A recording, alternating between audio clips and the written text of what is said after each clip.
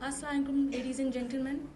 On behalf of the Punjab Information Technology Board, I would like to welcome you all to the first session of our CEO Talk series on IT entrepreneurship. We're very fortunate to have Mr. Zafar Khan, CEO of Sofizar, speak at our inaugural event. Zafar Khan, a graduate of Caltech University, founded Sofizar in 2004 and has been its CEO since inception. Sofizar is a business-to-consumer internet marketing firm based out of Lahore, with all its consumer clients in America and Europe. Sofizar does over $20 million in sales and was the winner of the first MIT Business Acceleration Plan. It also ranked number 6 in the Harvard All-World Ranking of Pakistan 25 from the year 2007 to 2009 and is part of Asia 500. It's an honor and a privilege to have you with us, sir. Before we begin proceedings, I would like to give you a brief overview of why we at the Punjab IT Board feel these talks are important. As you know, the IT industry has seen tremendous growth over the last few years. There are presently about 1,400 IT companies in the country, some of them headed by extraordinary individuals who, through their creativity and innovation, have transformed small ideas to generate big success. We feel that the stories of these visionaries can be excellent learning ground for the thousands of IT graduates and professionals Pakistan produces every year, people such as yourselves. We hope that by listening to their journeys of overcoming challenges and confronting obstacles to set up business that others aspire to emulate, you too will be inspired to start up your own company. And hopefully, in another few years, one of you amongst the audience will be up here on this forum as a speaker. We at the PITB plan on having these sessions on a regular basis. In fact, our next session is scheduled for April 28, 2012, where we hope to see all of you again. Now, before I request Mr. Zafar Khan to come on stage, I would like to call Umar Farooq for a recitation from the Holy Quran. Sorry.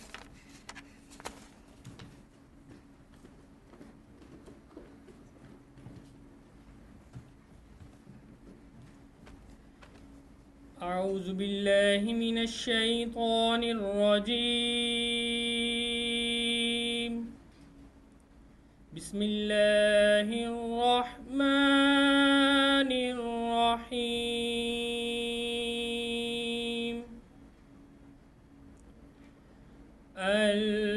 ألهاكم التكاثر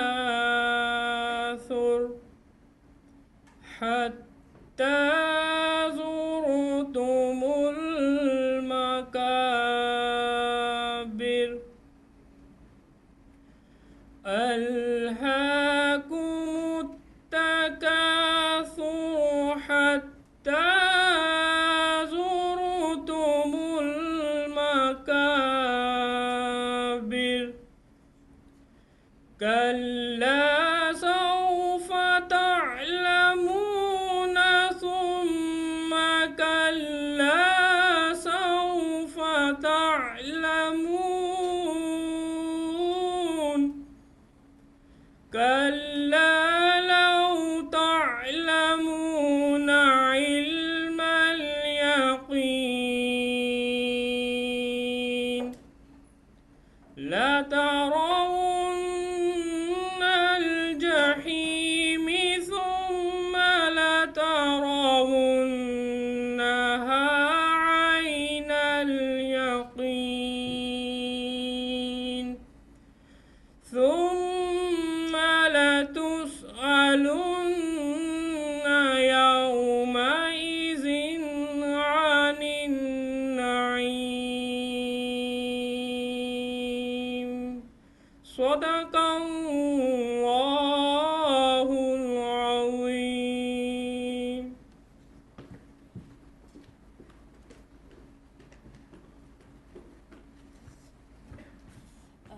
Now, without further ado, I'd like to call upon Zafar Khan to begin proceedings.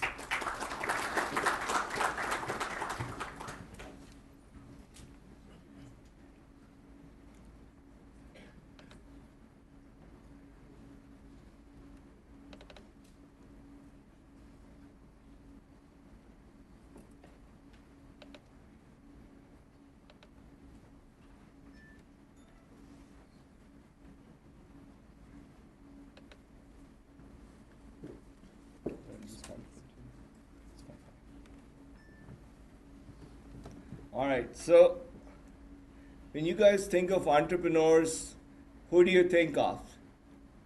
Just think about that for a second. Who do you think of the most or first when you think of entrepreneurs? You may have your own mental images as to who is the one person or entity that you can think of entrepreneurs, but the first person I would think of would be this person. If you guys have seen Looney Tunes, Wile E. Coyote, okay, he's always very confident, very persistent, very creative, and is a big risk taker. So I'd like for you guys to remember that. See, he has crazy cool ideas, tying himself to a rocket ship, trying to bomb the roadrunner into capturing him, so on and so forth. So keep that in mind, and we'll have the talk, and I'll talk more about Wile E. Coyote. So I'll start with my story a little bit. I graduated from Caltech in electrical engineering. I did some very geeky jobs at optimizing compilers, and I was employee number 16 for a company called Gemstar, where I worked for 7 years.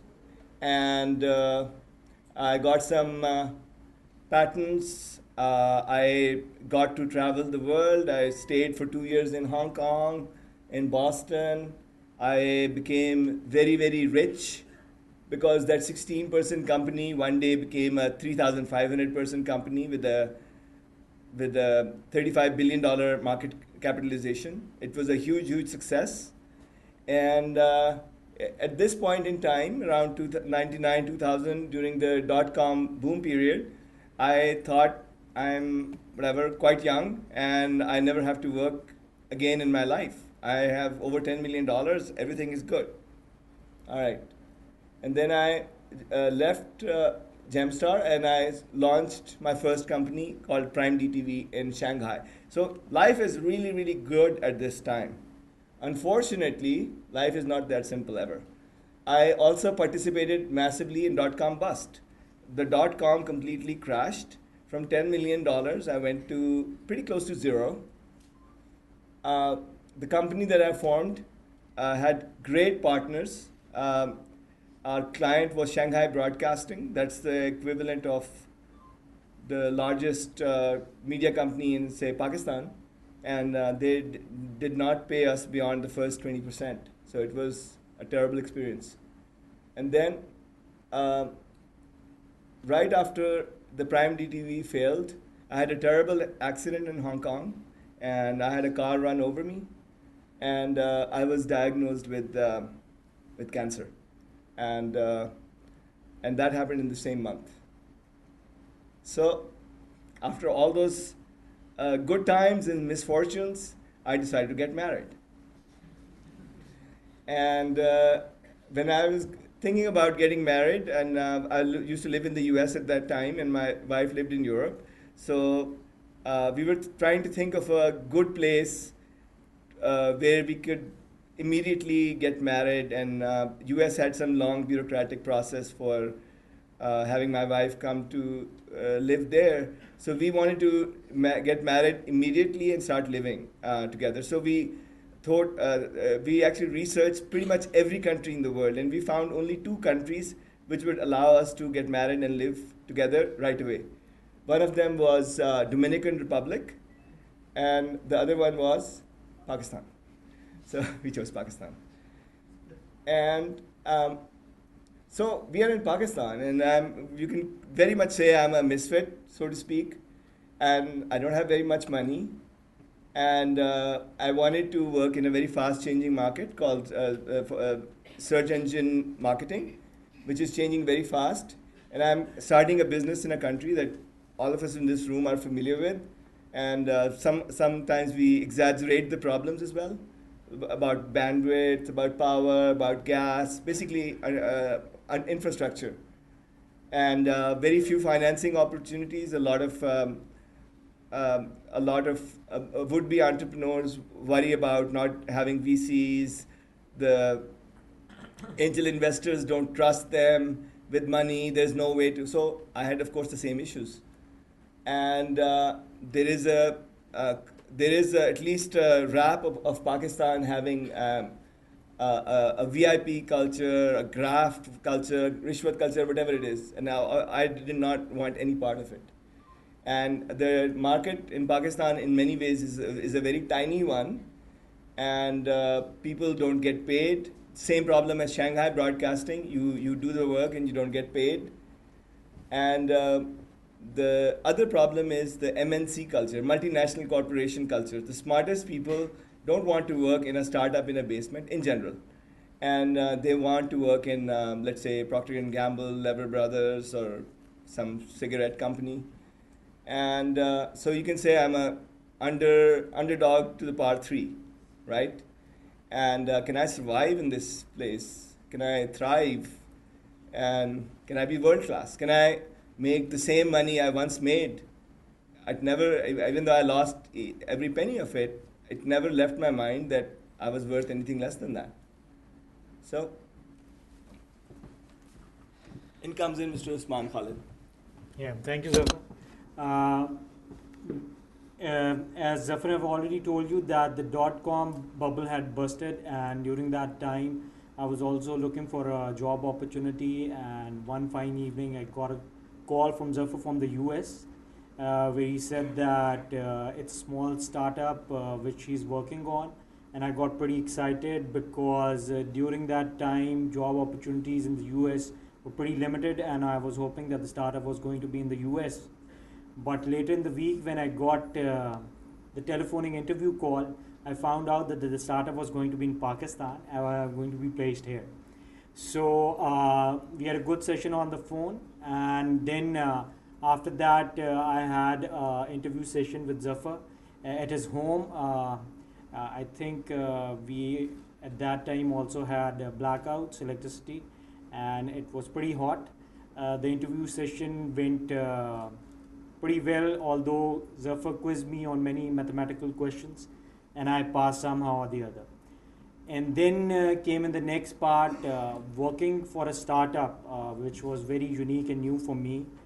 Setting up the office at the home, at Zafar's home. We brought in the desktops, the furnitures, and completely set up the office over there. Zafar's father was looking after the accounts at that point in time. I think he still is. And it was totally a hardcore startup working and functioning in Pakistan, which was pretty new for me. And Zafar was the source of inspiration at that point in time. He was very energetic, always thinking ahead. I always thought that he is the man with the plan and he knows what exactly he's doing. After that, although I switched my career, but I've been in touch with Sofizar on many occasions, and I've tried to help Zafar on many times. And for every one of you who is here, I personally feel that Sofizar is the best example of a startup in difficult conditions, which Zafar have already mentioned. And if you want to start up small in Pakistan, you can make it really big, and that too globally. For that, I would like you to stay in touch with Zafar and take inspiration from him. Thank you very much, and I would like to invite Zafar back again. Okay, so this is a picture. I like pictures somehow, and this is a picture of a spiral staircase. So when you look at it, you can't really tell if it is going up or down. That's kind of what a startup is like. You don't know really where you are in that loop and which way you're going, but you're going in one of those directions. So anyway, so the first question I had was, who wants to work in my basement? And Usman was crazy enough or brave enough to do that in the beginning. And when you have no money, the first and the easiest thing and the most obvious thing is outsourcing. So that's pretty much how we started out. And we created, I and another person thought of a product called organic PPC. I thought it was a good idea, and we got financing from it in the US. We hired about 10 or 12 people using that financing, and who bought the vision and jumped from very, very established, good companies. And of course, the financing fell through. So after first 2 months, I had a whole project plan. It was going to take about 12 to 15 months to develop the product. And I had all these people, and beyond the first round, they were scared of investing more money into Pakistan. So it ended right there. However, and on top of that, when you're talking about bad things happening to you, you guys can just sit on the side. It's very informal.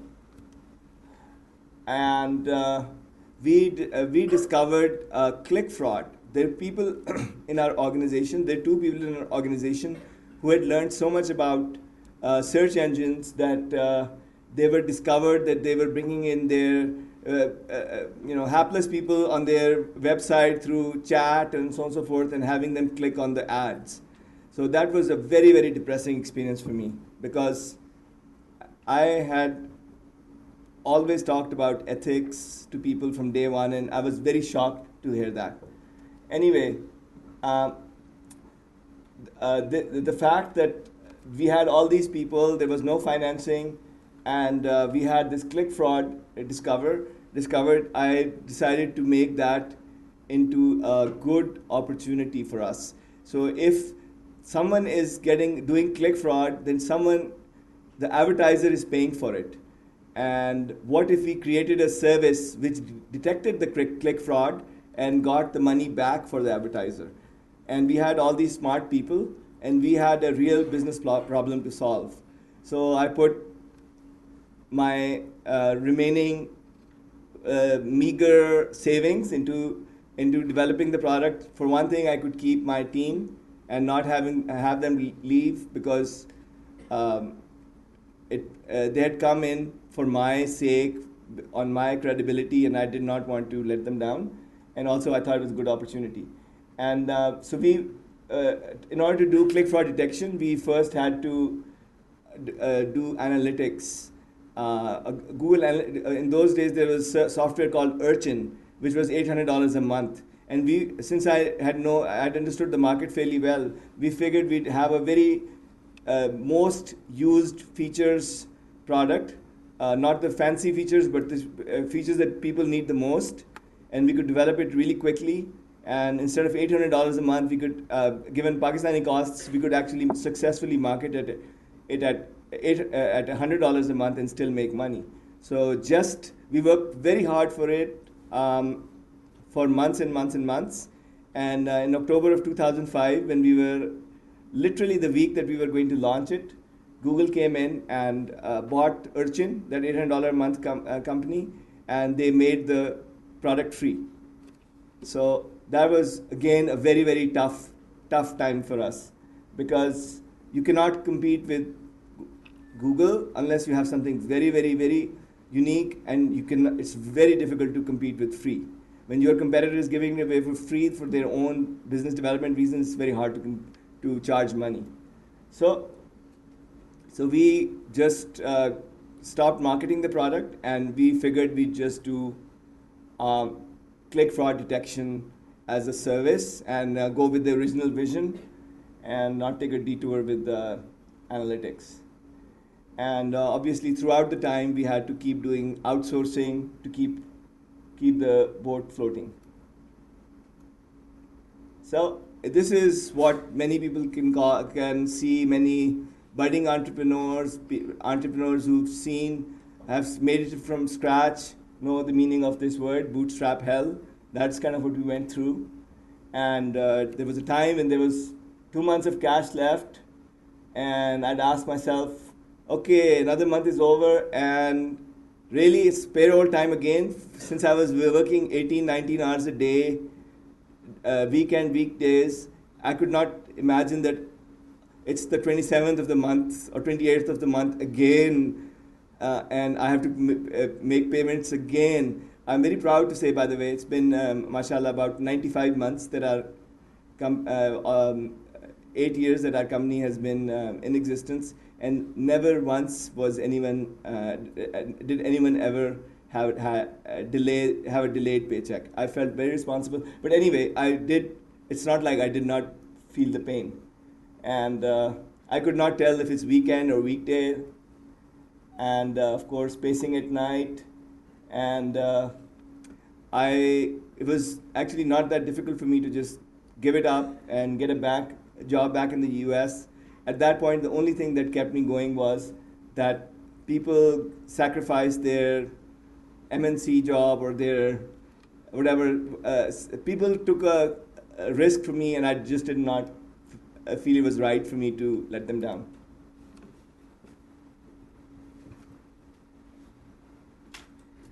Assalamu alaikum. So I'm Mrs. Zafar, and first time I met Zafar, I thought that, oh my God, this man has done so many things, and he had so many different experiences, so life will never be boring with him.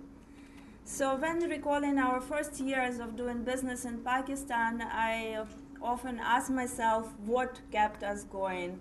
After a series of disasters, we were giving ourselves yet another chance. Zafar was getting job interview calls from Google, Yahoo, and Microsoft, and every time we thought, okay, maybe next time we take this when things go really bad. So even after so many of misfortunes, we still felt that we can do better for ourselves and that our fortune lies here in Pakistan.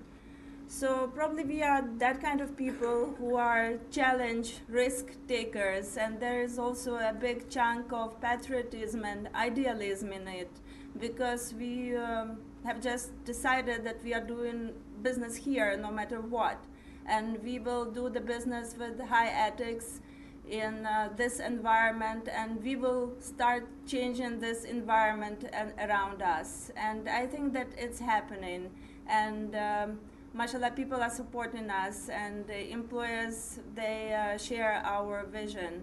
So I encourage everyone to take this path, because there are so many bright people sitting here, and we should believe that we can do it. Thank you. All right, so you can see it was a particularly difficult time, but things are not always bad. Sometimes they're good too. Sometimes really bad things happen to you, but other times, if you keep at it, something good happens. So one of the issues was that when we were doing click fraud detection, people from Google, reps from Google would say, listen, you are claiming this money for your customer, but it so turns out that we have already detected this as a fraud. Therefore, you don't need to get the payments for your customers because we have already refunded that. So that became a problem for us to the extent that we decided to run our own ads, click on our own ads, and characterize the ones that Google catches and the one that it doesn't catch. The patterns that it doesn't catch, we will go and charge Google for it. And Google would not let us just make a website and put ads. We had to put some real product. So we chose event tickets as a thing. We were peripherally involved with it. It was just easy for us to just put it up and put ads. And we actually did find some very nasty Google security flaws. And one of them was the geolocation problem. And we actually put out a press release, and within a few hours, I was getting phone calls and emails from everywhere in the US. It was a US-centric, and it was just crazy how many emails and links and phone calls that we got. But something even more interesting, it gave us a lot of publicity, which theoretically gave us a lot of new potential clients. But another very interesting thing happened, which we could not imagine, which was that people actually, real customers, clicked on the ads that we had for testing purposes. Since we were able to display them anywhere, they actually came in, they clicked on the ad, and they made a purchase. So it was almost funny for us that listen, it was you really could sell it, but we did not think anyone would actually buy this stuff. We just want, it's just a test site. But we made enough money in the next 2 or 3 months that I could see it. I got interested in the market. I could see it scale up. So we kind of more or less stopped everything, and we started selling tickets, and it got bigger and bigger. And every month, literally, I said, well, we're going at a good level. This is great. Let's do something serious because this is too much fun. It can't be good. But I was making, every month it would make more money, and there was a very exponential kind of rate of growth. So I just didn't have the heart to just say, okay, let's stop it here and just do something serious. But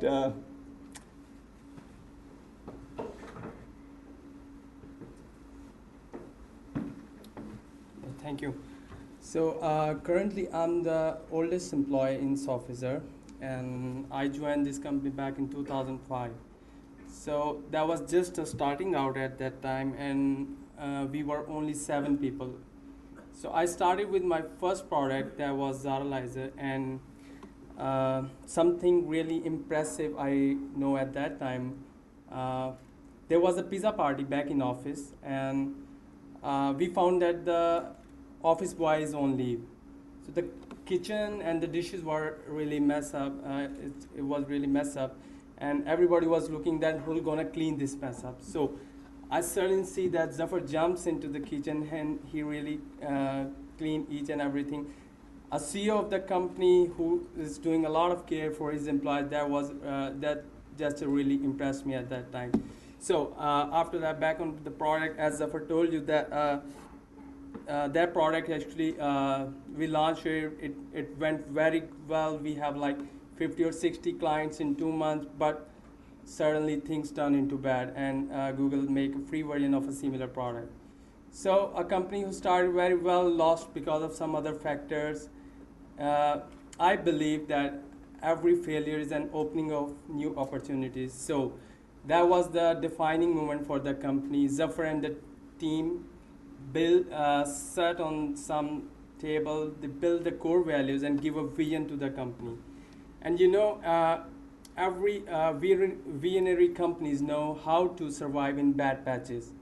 So we started working on plenty of different ideas, and every day I found Zafar comes up with some new exciting ideas. That was a great time actually for me. I really thanks all the team actually who really done so well by implementing those ideas. So the one idea really hit there was the online event selling business.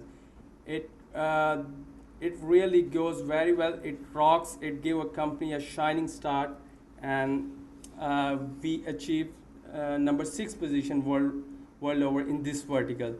And we also really amazed a lot of people worldwide at different platforms with the fast growth we have. Winning of MIT Business Acceleration Plan is one of proof of that. There were about more than 50 companies actually there was on the board, and none of them actually shows the growth we showed. That was about 600% annual growth. That was remarkable or awesome stuff. So we won that competition. The winning prize was the MIT training in US. So I really thanks to the company who did a lot of efforts. I remember on my visa and each and everything sponsoring that trip to me. So I really feel this company, I learned a lot. It's the best place I found regarding in terms of environment, gaining multi-dimensional, vast learning experiences. So thank you very much. So this is still the, so to speak, the early times of the company when we had just started making money through online ticket sales. And it was just too unbelievable, too fun.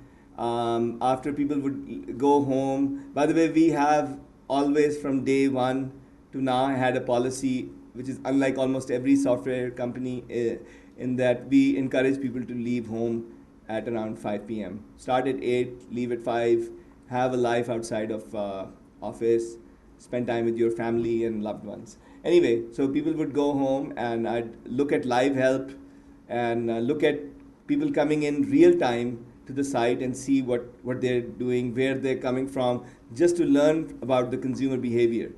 And I think almost everything I've learned is just by observing people in real time, how people act. And but one of the things that I noticed was that someone from IRS was on our site. And I got very scared and actually very confused as well that we have just started making money. Certainly it's not even tax season. IRS, by the way, is the FBR of America. So a much feared agency, let's put it this way. So I'm like, it's not even tax time. I'm not doing anything wrong. Why are they on my site? What are they nosing around on? And literally a couple of days later, Department of Justice, someone from the Department of Justice is going through my site. And it's even scarier. I'm like, what is this? Is this some Pakistan connection? Are they out to get us? What is this? And then CENTCOM Qatar. It's Central Command in Qatar. I see that someone from that site is now looking at my site. I'm like, it really can't be that important. And it turns out that all of these people were buying tickets. And these are very statistically significant numbers. If you can read it, it's like 600,000. We took an average for 3 months or so. Just average at time our traffic on an hourly basis, and you can tell that 9 a.m. New York time is when people start buying. So when they come in for work, they are actually buying tickets, and you see a very sharp dip in the middle. This is the lunch time. People don't want to waste their lunch time on buying tickets, but when it's work time back again, people are buying tickets. And again, if you notice, there are 5 good days and 2 bad days. Those are during weekdays when people are at work, they're buying tickets, and weekend they're having fun and skiing and sleeping, so they're not buying tickets. So that's it.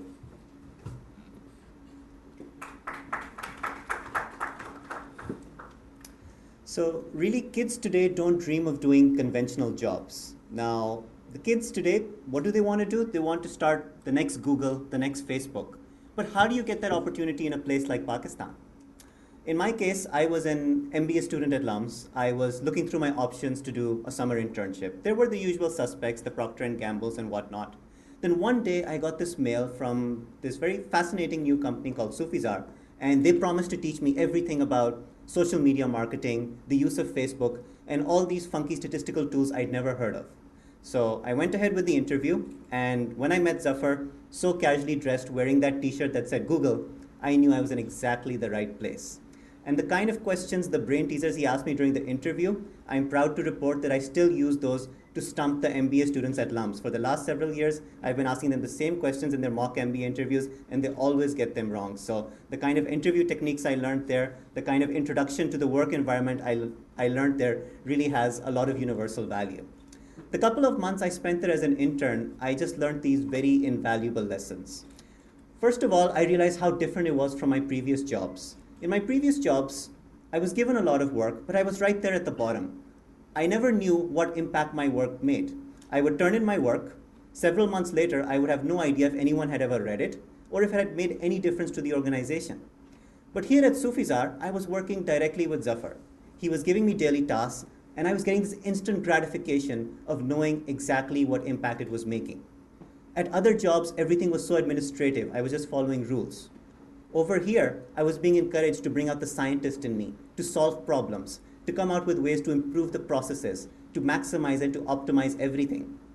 And most of all, I loved that small startup environment. I loved the fact that the team was working and collaborating together towards a common goal. We didn't just come there every day to do a job, to do a chore. We came there every day because we wanted to break sales records, and we were going to do it together, and we were going to work together to achieve it. As I've moved on from Sofizar, one thing I've kept in mind is wherever I've gone, whatever job I've wanted to do, I've wanted to keep it in a very similar startup-like environment. And I'm happy to report every job I've done since then, I feel like I've brought in a little bit of the Sofizar spirit with me.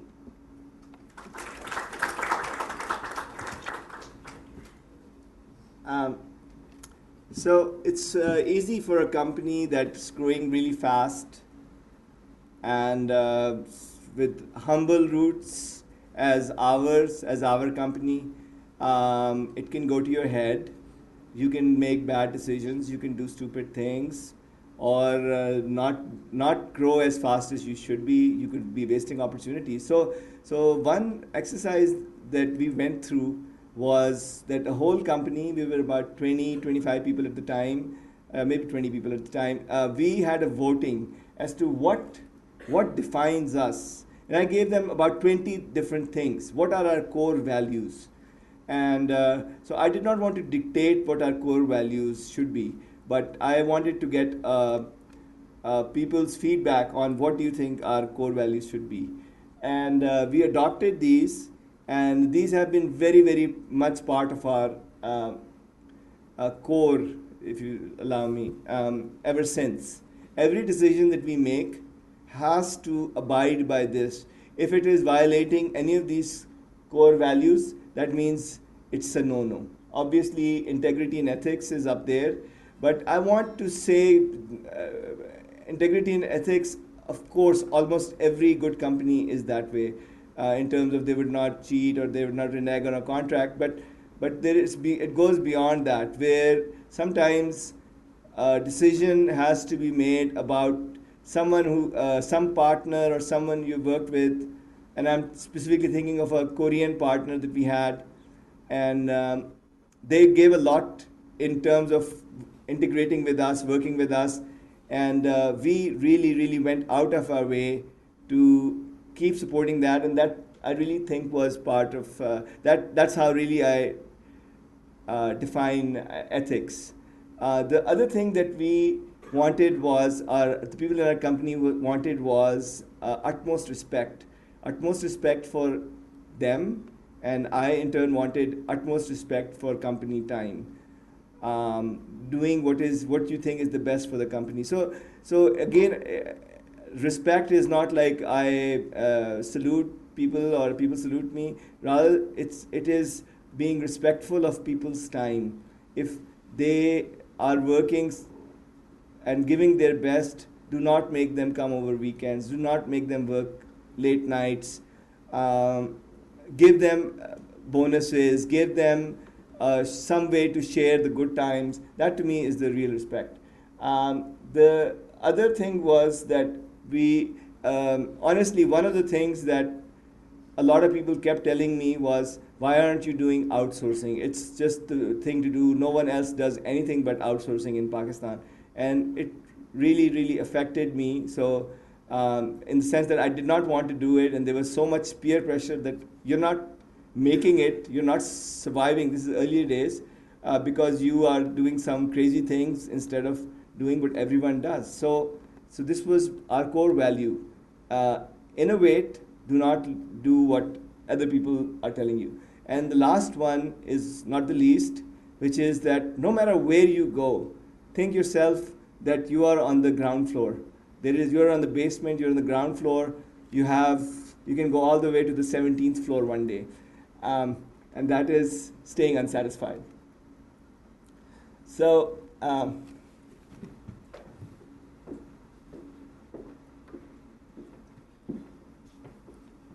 I did my MBA back in 2008, and I, like all good MBAs, I went into a bank to work. It was a big bank, and I was in the corporate sector of that bank. So I was used to pompous offices, lots of office space, big desks, and all that stuff. But after a couple of months, I got bored, and that's when I decided to have an interview with Zafar. So the first thing that I remember is that the interview was at 8 o'clock in the morning, and I was like, who's this CEO who gets up at 8 o'clock in the morning? But then, well, the interview went on for a couple of hours, and he liked me, I liked him, and bam, I became a Sofizarian that day. So I remember walking into every day, the office was such that his office was in front of the car park. So when I got out of the car and tried to go up to my office, he would always call me in. And early morning, he would ask me, hey, what are the sales figures for yesterday? And I was like, dude, give me some time, I'm just coming into office. And that's the time I realized that as an entrepreneur, you have to be on your feet 24/7. You have to really know what your business is doing all the time. But you see, it wasn't very easy for me. I was the only MBA at that time. in a technology company, and there were a lot of engineering versus marketing battles going on. But it was really fun. I know Zafar would flip out when I would talk about branding, and he would say, "Man, this is a technology company. What are you doing?" But then it was really fun. It was really fun. I remember one time, I think it was last year in June or July, there was heavy rain, and our generator failed somehow. And I saw myself, I was running up to the rooftop, I was drenched in rain, and I was trying to figure out what's wrong with the generator. We got it working that day, but so later, I was just thinking about it, and I realized that I'd started thinking of this as my own company. And that's I think that's the success factor of Sofizar or any other good startup. When your employees start to think that you are the company, you own the company. And I think that's what we have done over here at Sofizar. I think that's from my side.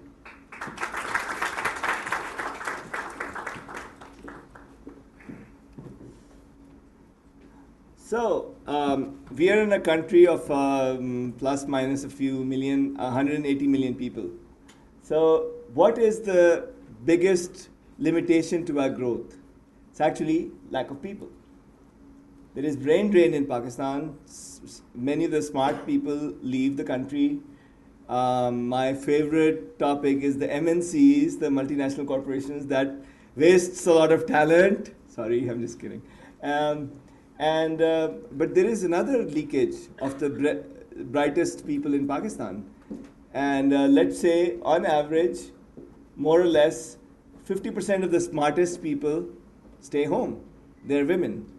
They stay home. So we lose that. If we don't have enough people, how do we scale? We needed event reviewers.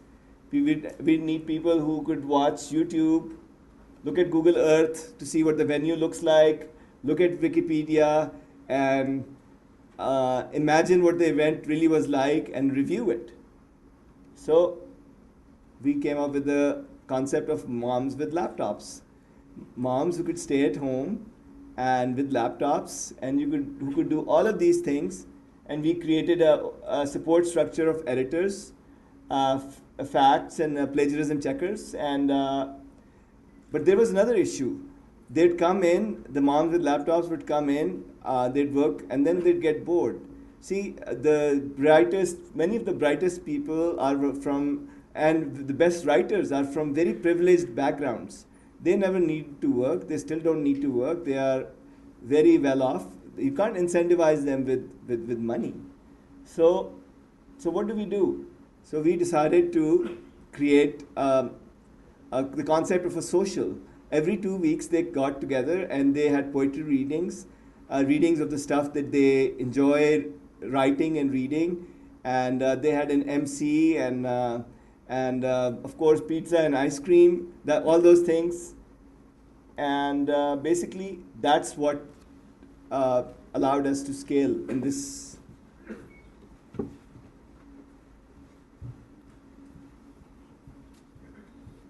So when I joined Sofizar, it was still a pretty basic setup, and it was a lot of young people working there, which made me feel quite old at that time. And at that time, the CEO would just storm into the room anytime and would, with some crazy, exciting idea, and would sit with the team and make it work right there.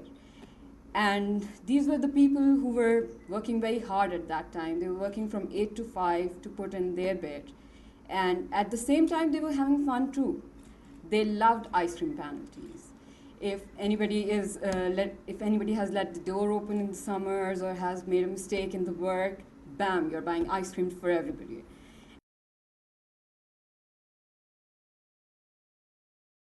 Strong ideas and were very well supported by their families.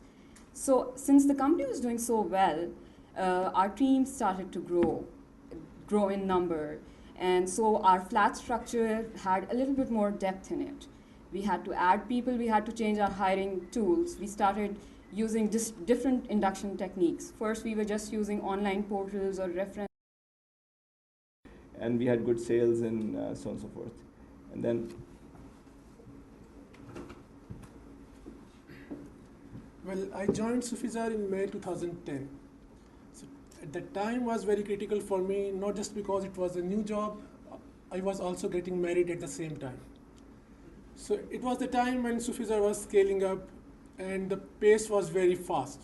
So we had to meet that pace. So we started building new processes, we started building new business intelligence applications at that time. At that time, Sofizar was known as a ticketing company. And we wanted to prove ourselves not just a ticketing company, but the best in the internet marketing place. So we started different verticals. So we started student loans and EDU verticals and proved after some time we are not just a ticketing company, we are really one of the best in the internet marketing industry. Two things I would like to mention over here. The number one about Sofizar and especially about Zafar, and that is the decision making. Every decision which we make in Sofizar is basically based on concrete analysis. Every decision is data driven. So that really helps in monitoring the ROI and really helps us in the company. And second thing about Zafar is that human aspect of him. He really knows the family of each and every employee. One day he'll come to me and he'll ask me, how is Hania? And the next day we'll go to Imran, he'll ask him about his family. So that really touches us. And at the last, every day is a challenging day in the Sofizar, and we are looking more challenges ahead. Thank you. All right, so my third part of my talk is about scaling up. So when a company grows, remember we talked about the really bad things that happen in the relatively early part of the company. Well, guess what? Bad things still happen. So it's my policy or whatever. I try to train myself so that when I get up in the morning, I tell myself that 5 terrible things, 5 bad things, somewhat bad things will happen today. So sure enough, they do. And when the first thing happens, I say, okay, 1 down, 4 to go. Second thing happens, 3 more to go, and so on and so forth. And if only 2 bad things happen, I'm happy that I'm ahead. I was going to have 5, and it's actually only 2. So another thing about scaling up that I want to mention is about diversity. When you're hiring, hire thinking about diversity in your workplace. And this is not because I'm some politically correct, I want to say the nice things or whatever, but I really want to give it as an advice to maximize your success. It really works. So be very, do hire women in your company. Don't think about, well, one day they're gonna leave or whatever. Hire from not just I've heard some of my other tech company friends say, I only hire toppers from the top university. Well, there's only one topper and probably only one top university. That really is not the way to scale. There are people who from different backgrounds who add different things to your organization. So do think about that. Don't hire only the engineer types or only the creative people. It's very likely to fail if you just hire the same kind of people. So there's a book called Wisdom of Crowds or something like that, or there is a lot of truth to that. When different people come in and they're allowed to have a say on the table, you really have a good debate and a good chance to grow. And I think of our people as the entrepreneurs, the people who come in, they really want to run with what they have. I mean, all the people who spoke today, I consider them fire and forget kind of missiles. They get into something mode and they just go. It's a terrible thing if I have to manage people. If people are really entrepreneurs, the company just scales itself. Madam.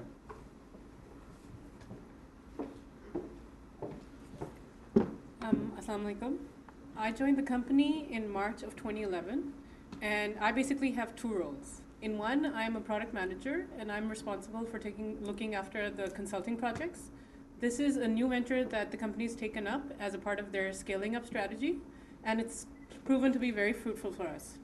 Not only have we been able to gain experience in the area of partnership, but we have also been able to prove our SEO capabilities in different spaces by generating a higher number of traffic and also growth in revenue. My second role in the company is that I am a member of something called the EMC. Now, this sounds very official, but it stands for the Entertainment Committee. And as a part of that, I'm responsible for arranging lunches, dinners, and other activities such as bowling, rifle shooting, one-day trips or two-day trips. And I can tell you, as a part of the EMC, that we have been able to develop strong leadership skills, event management skills, organizational skills, and also negotiation skills. So normally what happens is when you go into your boss's office, it's you paying him in the work that you produce. But being part of EMC, we go in there and we ask him to pay for the budgets that we make for our trips or our activities. So work at Sofizar is very challenging, and you are encouraged to take it head on, but it's also a lot of fun. And it's been a great working experience for me. Thank you. I can tell you, when she and her committee member come in, if they have a really big smile, my heart just sinks. That means it's going to be a very, very large budget request. So the budget request is very much proportional to how widely they're smiling, and they're trying to lessen the blow, and it doesn't work. So I want to talk next, back in the scaling up mode, I want to talk about the innovator's dilemma. No one ever succeeds as such. There's no point when you say, okay, I have succeeded. And if you do think like that, that is definitely the top that you're ever going to reach. It's only downhill from there. And there was a time, I'm sure 200 years ago, 300 years ago, East India Company was very big and very relevant. And as I recall, a couple of years ago, it got sold for a song. That company still existed and got sold for a song to just some person of Indian origin who just bought it for fun or something. So companies come and go, they go out of existence. Especially the ones who don't think they are fallible, who think they have a monopoly, who have something that is unchallengeable, those are the first ones to go. So smart people at Google, Facebook, they're always thinking, how will we go down? And never think that you are visionary, you are creative, you will just beat all the odds. Your competitors are the same, other people out there who are the same. What can you do? I think the one way is survival of the fittest. You mutate as the environment change, you have to mutate. The dinosaurs didn't mutate, and they're dinosaurs. And you have to have discipline, and again, you have to hire entrepreneurs. So let's go back to Wile E. Coyote. He is a risk taker. But honestly, risk taker, when you say entrepreneurs need to be taking risks, but risk taking is different from that. That means you are really asking for trouble. Things will go wrong. You have to be paranoid. You have to think about what can go wrong. And sorry if I'm using Rumsfeldisms over here, but there is the known risks, things that you know can happen, and you have to manage that. There are some risks that there are unknown unknowns. I don't know exactly what's going to happen, but that is a risk. I have to mitigate that. And then there is a very large space of unknown unknowns. And really that is out of your questions, and that is the risk that you have to take as an entrepreneur. Other things you have to try and mitigate. And also don't jump in and put all without validating. Pilot it, validate it. When you think it's going to work, then you scale it, and then you're taking a risk, a bigger risk. Again, you're minimizing your risk as an entrepreneur. And again, you have to, whenever you make a decision, it has to be on the basis of actionable intelligence, and learn from failures. That is very key. Every day we run experiments. As Jazib points out, we don't think of ourselves as marketers as such, or techies or engineers, we think of ourselves as scientists in a lab coat. We're actually trying to run experiments and write down which ones failed and which ones succeeded and do more of the ones that worked.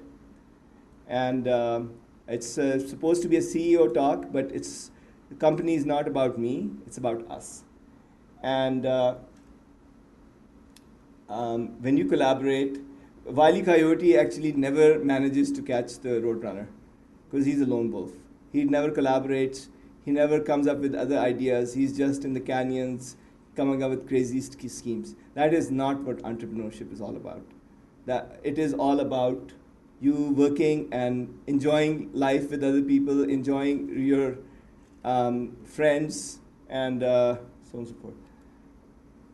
And again, it's business is not about making fast decisions. You know, yes.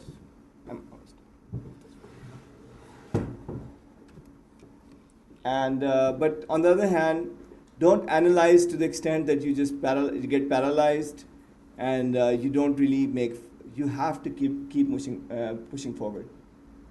And this is my favorite slide. This is the game that all entrepreneurs play. Ups and downs.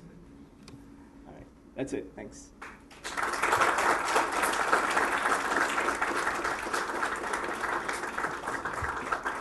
I'm ready to field questions if anyone is interested and has any questions. You have to ask questions, otherwise I'll start asking you questions. My name is Fazl Ishfaq. I wanted to ask you, before Sofizar, was this the first entrepreneurial venture? No, I had my first company was in Shanghai, where we created a.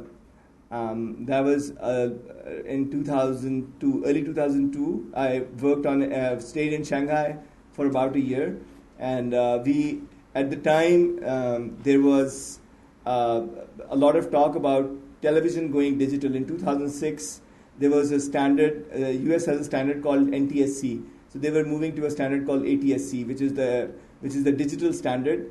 And we created a product which was basically a converter box that allowed you to convert from NTSC into ATSC and ATSC sets and ATSC into NTSC sets and so on and so forth.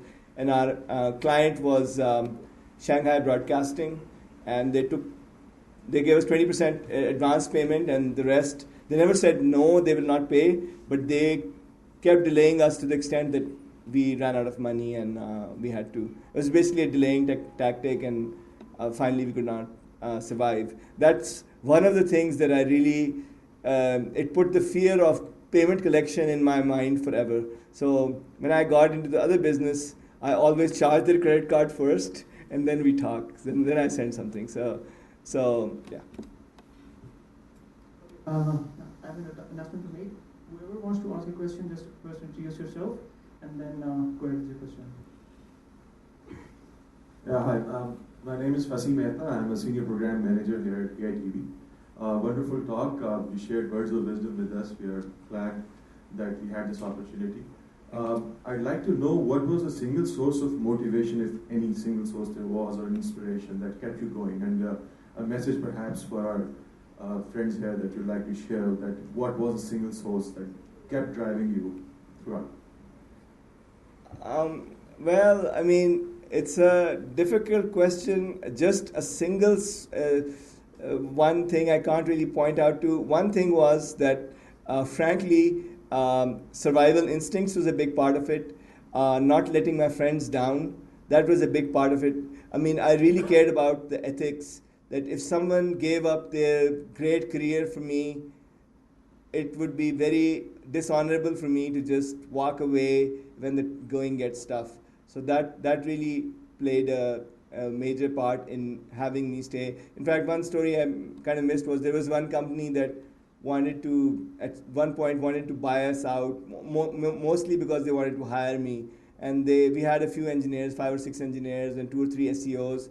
And they were like, okay, we'll hire you and your engineers, and we'll pay you some money, but the SEOs, what is an SEO? We don't know, so we can't hire them. And I'm like, sorry, it's all or nothing. I mean, these people came, they're working, and I'm not gonna just, so that, I think the loyalty towards my team was definitely a big factor in keeping me going. I'm Qasim Bukhari. I'm doing MBA from Comsat University. I wanted to ask that you got a job opportunity in Google and Microsoft user store. Is it really compulsory for an entrepreneur to just stick to his business and stay in this maze forever? Or you could have gone for that job experiences, not just for my... I mean, keep in mind, I already, when I started my company, I already had about 12 years or 11 years of job experience. I started out doing a job in 1992, so I had a fair amount of job experience. The reason I would have gone to some other company instead of my own company, would have folded my company, was only because I would have said, well, nothing ever works and it's too tough, and that's why I want to leave. But it was not that I did not have enough job experience. I did. In fact, just to share a private nightmare with you is for me to think that I'd have to work in one of those companies and not do what I'm doing now, because this is much more fun.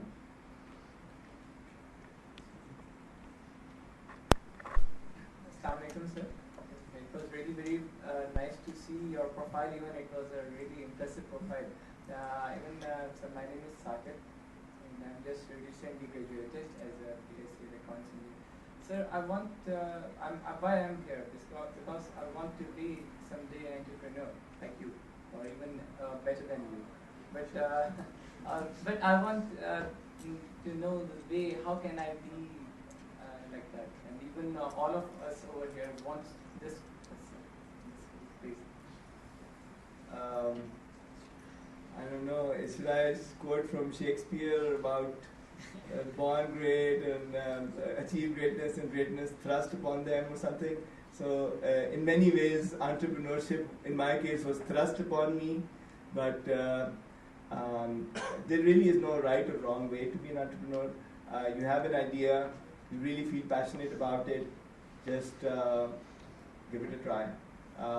Make sure you leave enough of some exit for yourself, or even if you don't, that's also probably fine. You're a young man, so you'll still make it. But ultimately, entrepreneurship is a contact sport. It's not like you theorize about it, you just dream about it, or you just plan about it. If you want to do it, one day you just have to say, roll up your sleeves, put up your elbow grease into what you're doing, and you do it. So that's really what it is. My name is Jad. I'm a managing a renewable energies project. Zafar, you mentioned quite a bit about the past of Sofizar, the whole work through from finding out bugs in Google's analytics, doing the ad routine, and then moving on to SEO. I wanted to ask you, what's next for Sofizar? Where do you, as CEO, and as you mentioned, remaining unsatisfied with your company, how do you see it going further? What's next? That's a great question. One thing that we completely skipped over was that in 2010, there was another gentleman called Carlos Cashman. He had a very nice $100 million plus exit, and what we did was we formed a new company called Constellation, where it does the same thing. Sofizar and Constellation share the same team, but Constellation is a play on whatever we do it with partner properties. And that venture actually has turned out extremely well. We more or less run Excite.com, which used to be a search engine. It gets run out of Pakistan, you should be proud to know. So we run that. We also run the digital media assets of McGraw-Hill. We are also looking at a few other opportunities in terms of partnership with large media companies. We have a few other ventures that under the Constellation umbrella that we're working on. And in fact, we see very large opportunities ahead of us. in the constellation space. Again, I want to stress, Sofizarians and constellation people are exactly the same people. Just some back-end accounting is different, but inshallah, we hope to grow to perhaps treble our team size to maybe 250 or 60 people within the next 15 months because of Constellation. Oh, my question is that if you want to be an entrepreneur, as you said that you had a peer pressure of going for outsourcing, right? So you had a pretty much job experience and contacts in US and maybe some balance left. But if a new graduate wants to go for an internship, would you recommend him to go for some job experience first, or go with outsourcing as well as his own idea? Because it's not possible to just a single person or two persons to go for an idea. I certainly do not want to say that it's not possible. Anything is possible.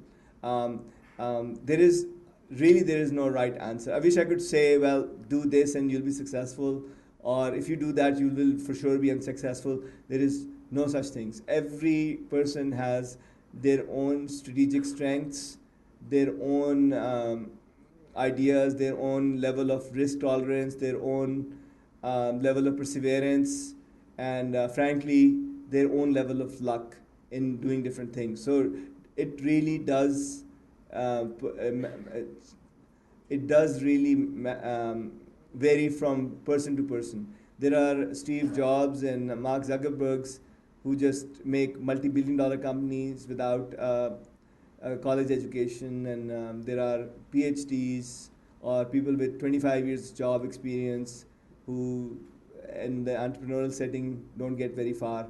So there are both extremes, and it really depends on, if you want to do it, get down to it and do it and try it out. See how you think about it.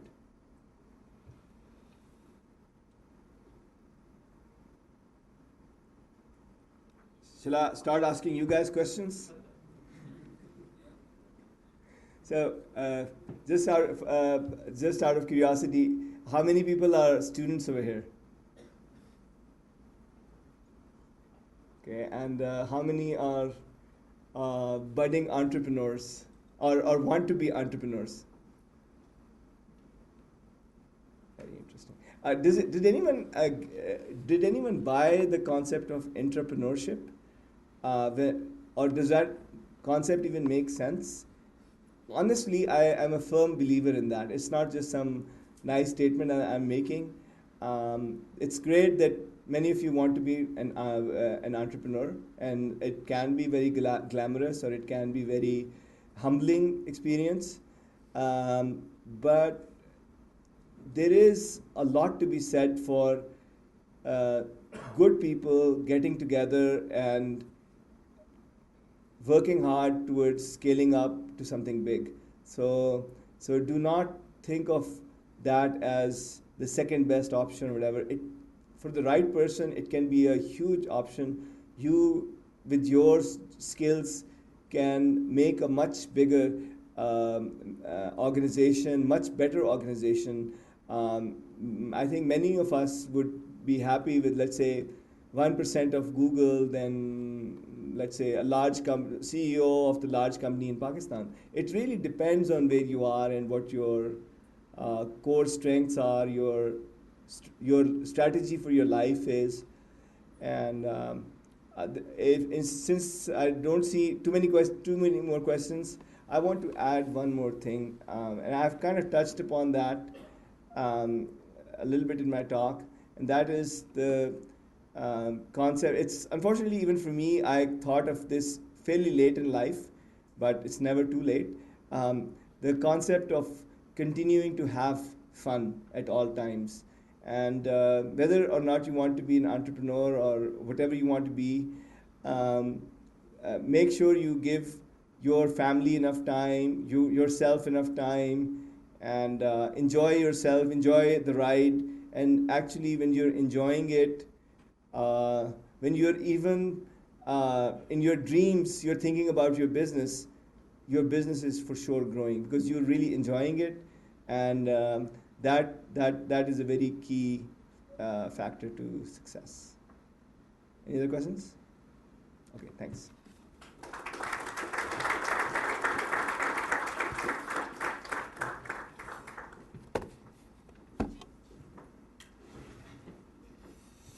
I'm a little short. First of all, I just wanted to mention that this event was webcast live on the Geo YouTube channel. So some of you who the camera captured probably had your one moment of fame today. I would also like to thank Mr. Zafar Khan and the entire Sofizar team for sharing their journey with us. I'm sure everyone in the audience really appreciated your story and found it an incredibly enlightening experience. I would like to now call upon Dr. Umar Saif, Chairman of the Punjab Information Technology Board, to say a few words and present Mr. Zafar Khan with a token of our appreciation.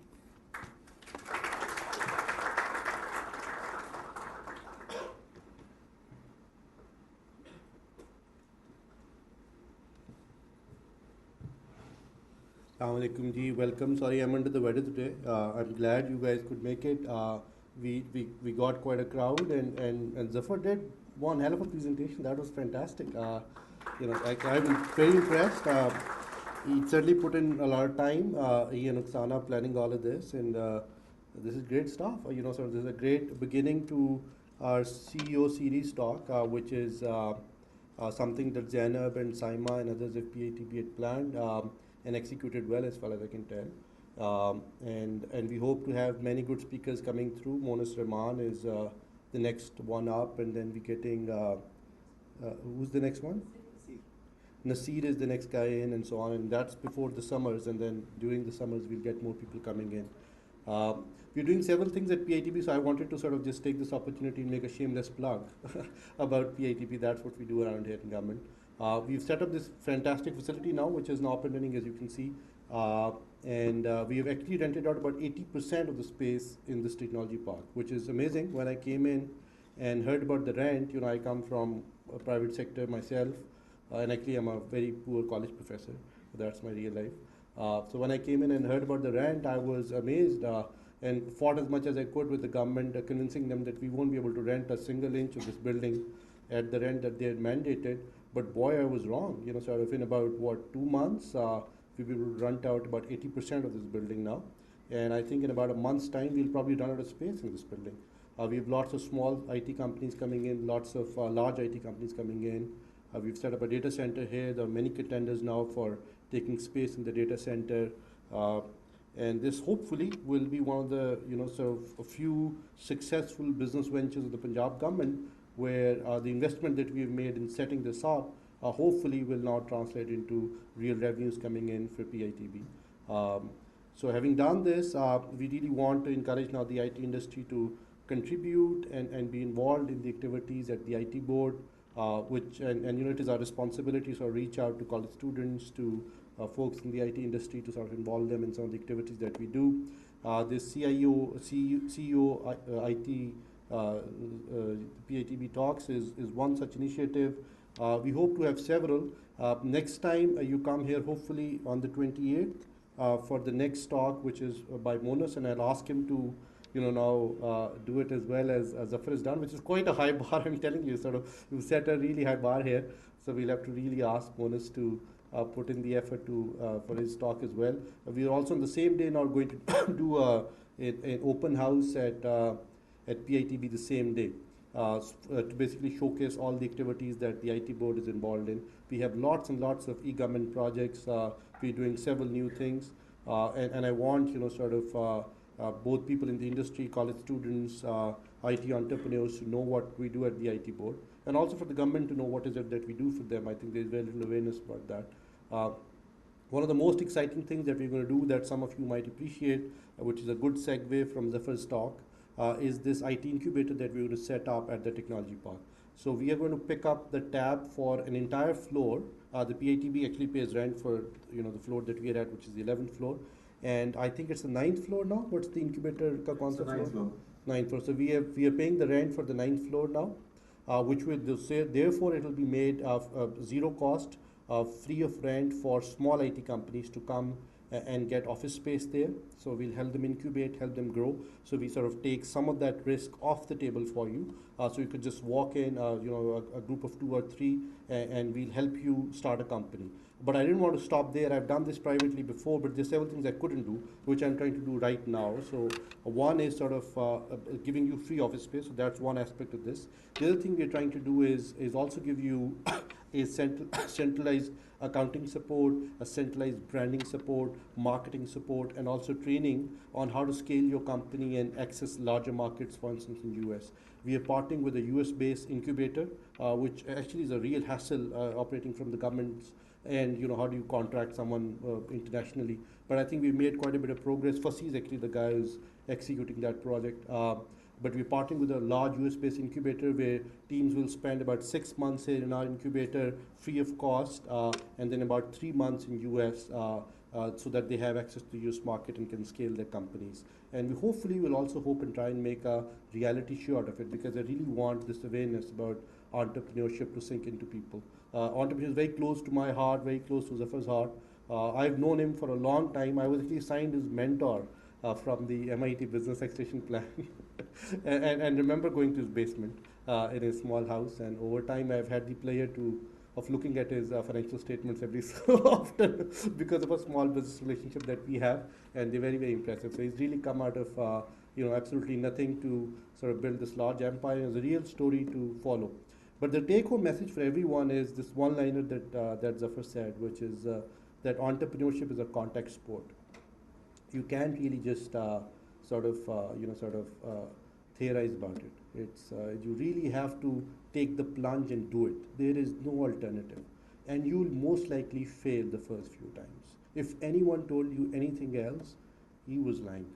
Okay? So the only way to do it is to just roll up your sleeves and take the plunge, and you will most likely fail the first few times. But most likely you'll also succeed if you keep at it for long enough.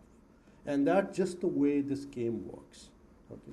So I think there's no point vacillating on whether to do a job or to do entrepreneurship or to go study abroad or do a master's or an MBA. None of that matters.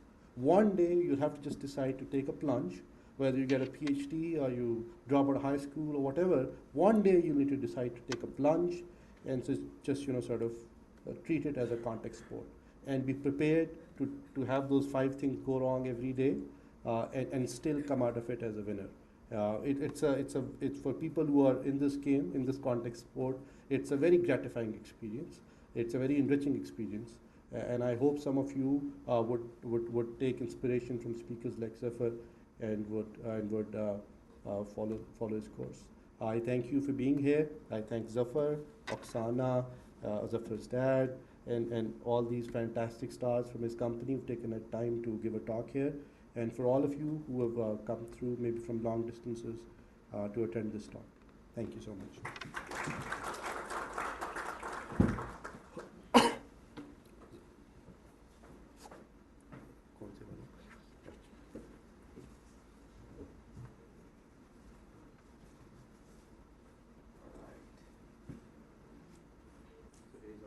Maybe, do we have a camera? We have a camera. I do this all the time these days. So there you go.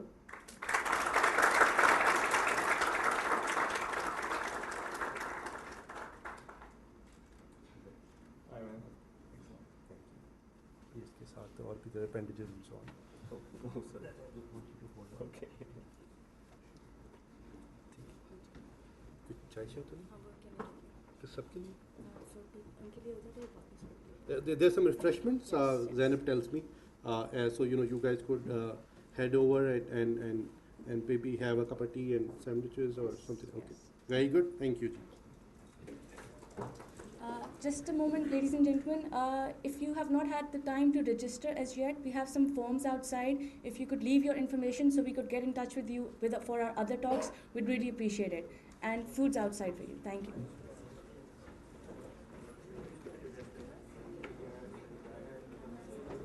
I just want to interact with